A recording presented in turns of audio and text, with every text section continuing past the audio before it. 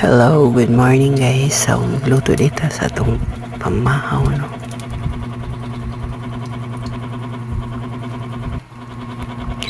Hello guys, magluto dito guys. So, kalaritang baboy, no? So, before na ko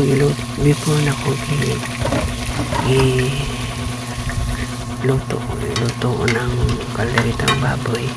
Ako saning iprito ang patatas o ang carrots, no? So, gimarinitan akong baboy 15 minutes before ko ni siya luto sa lamas, no? So, prito mo sa natong iyang sagol. So, inahin siya guys. Sa uno na sa nato. Kung atong ipadapin ang atong prito nga carrots o patatas. So, magluto sa lamas. Ilunod na to ang ahos. Isunod na to ang bombay. Ikaluto sa ahos o bombay, isunod na to ang tomato paste. Kaning tomato paste, guys, ato dyan siyang ipiluluto sa lamas before ilunod na to ang atong karne. So, ato na ilunod atong karne. Ikakupos atong karne, isunod sa nato ulunod ang tomato sauce. Ingon anak kong magproseso sa akong pagluto guys, no? Hindi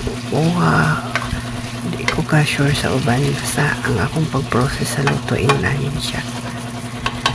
So kayo na siyang maayo din na antod na mo ang duga sa karne ug ang akong sobras minarinit ako sang ilunod ani para usasuggest makahatag og sabaw para maluto sa akong karne o sa carrots o patatas, no?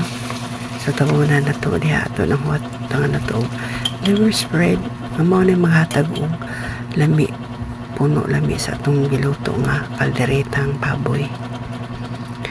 So ayun na siya guys, after mga 20 minutes mga ronda na to sa bell pepper, no? Ang red may green siya pero pag humanas luto na ako design.